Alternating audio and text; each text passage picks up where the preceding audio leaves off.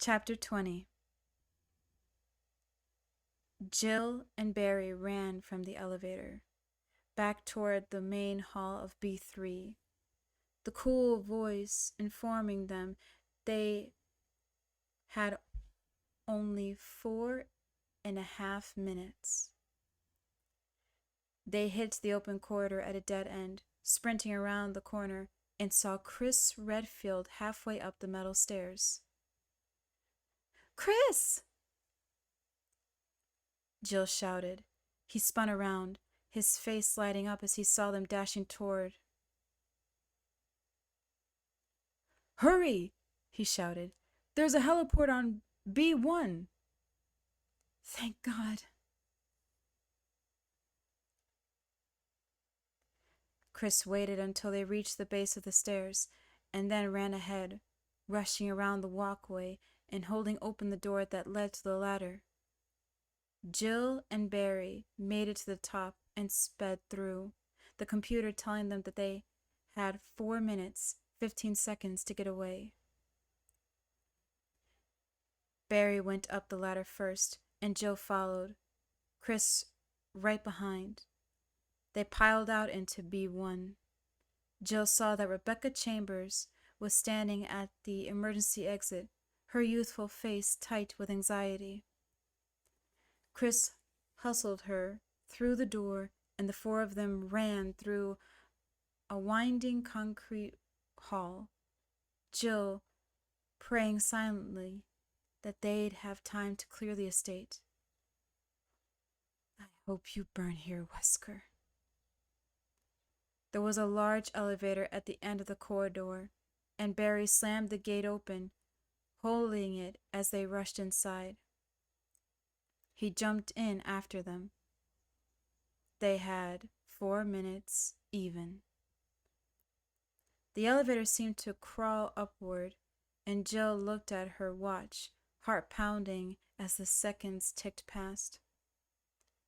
"Not gonna make it. We'll never make it." The lift hummed to a stop, and Chris yanked the gate open, the cool air of early morning sweeping over them, and the sweet, wondrous sound of a helicopter overhead circling. "He heard me!" Rebecca shouted, and Jill grinned, feeling a sudden wave of affection for the rookie. The helicopter port was huge, the wide, flat space surrounded by high walls, a circle of yellow paint on the asphalt, showing Brad where to set down. Barry and Chris both waved their arms frantically, signaling the pilot to hurry as Jill looked at her watch again. A little over 3.5 minutes remained. More than enough time. Crash!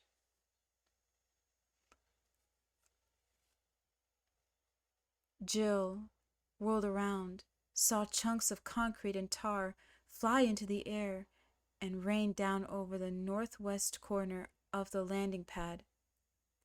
A giant claw stretched up from the hole, fell across the jagged lip, and the pale, hulking tyrant leapt out onto the heliport, rose smoothly from its agile crouch, and started toward them. "What the hell is that?" It had to be 8 feet tall, parts of its giant body mutilated and deformed, its grinning face focusing on them even as it stood up. It moved toward them at a slow walk, the massive claw of its left arm flexing. "No time. Brad can't land." Chris targeted the dark, tremendous thing on its chest and fired, pulling the trigger 5 times in rapid succession. 3 of their rounds found the mark. The other 2 were within an inch of the pulsing redness, and the creature didn't even slow down. "Scatter!" Barry yelled. The stars split, Jill pulling Rebecca to the farthest corner from the towering monster, Chris sprinting toward the southern wall. Barry stood his ground, pointing his Colt at the approaching beast. 3.57 rounds slammed into its belly, the thundering shots echoing against the high concrete walls. The creature suddenly sped up, running toward Barry, drawing its giant claw back, and as Barry dove out of the way, the thing swept past him in a running crouch, bringing its claw up as if throwing a ball underhand. Its talons gouged the asphalt, ripping through it as though it was no more solid than water.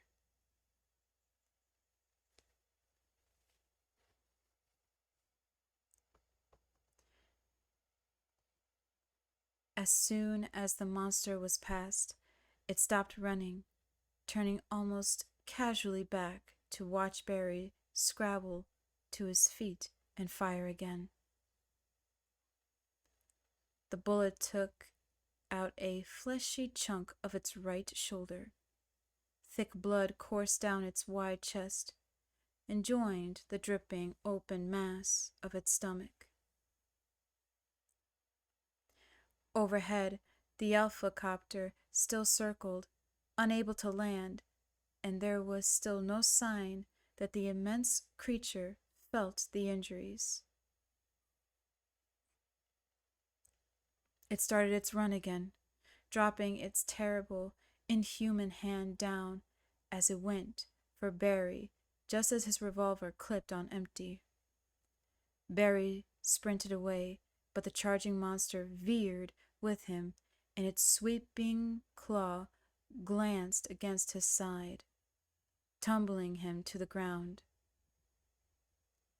"Barry!" Chris raced toward the creature, firing it into its back as it bent down over the fallen Alpha. Barry was scrambling backwards, his vest shredded, his eyes wide with terror, and it must have felt the sting of the bullets because it turned, fixing its emotionless stare on Chris.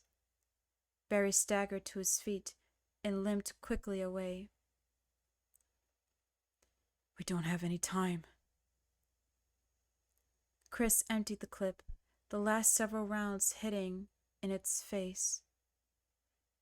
Pieces of tooth fell from the creature's lipless mouth, spattering to the asphalt in a rain of white and red. The creature didn't seem to notice as it started to run toward him at incredible speed. Jill and Rebecca were both firing, shouting, trying to turn its attention away from Chris, but it was already fixated, pounding toward him and drawing its claw back. Wait for it. He dove to the side at the last possible second, and the monster went flying past, its claw mulching the asphalt where he'd just been standing. Chris ran, the horrible awareness dawning on him that the seconds were slipping past and that they couldn't kill it in time. Barry felt blood seeping from his thigh, the top several layers of his skin sliced neatly away by the tyrant's brutal swipe. The pain was bearable. The knowledge that they were going to die wasn't. "We'll blow up if we don't get chopped to pieces first." Tyrant turned its attention to Jill and Rebecca, both of them firing again at the seemingly invulnerable monster. It started its smooth, easy walk toward them, still indifferent to the bloody holes in its body. Shotgun blast hit it in the legs and chest. 9mm bullets speckled its pasty flesh, and it didn't falter. Kept on walking. Wind whipped down over Barry as the roar of the helicopter blades suddenly got louder.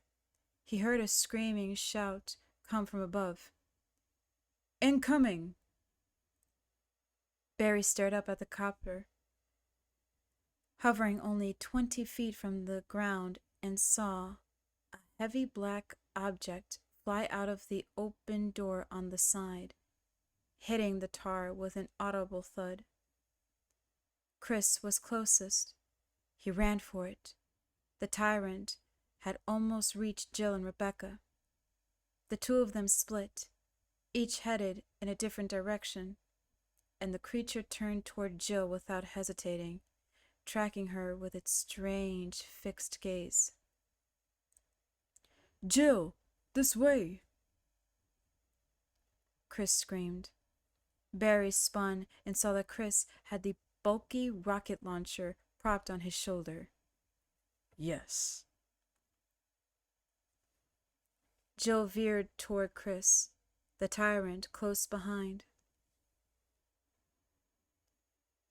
"Clear!" She leapt to one side and rolled as Chris fired. The whoosh of the rocket-propelled grenade almost lost to the thundering beat of the copter's rotors. The explosion wasn't. The grenade hit the tyrant square in the chest in a blast of incendiary light and deafening sound. It blew the monster into a million smoking pieces. Even as tattered shreds of flesh and bone hailed down over them, Brad lowered the copter back toward the ground, and the 4 stars ran for it. The rails hadn't touched yet as Jill dove into the open cabin, Chris and Rebecca and Barry all throwing themselves in after her. "Now, Brad, go!" Jill screamed. The bird lifted into the air and sped away.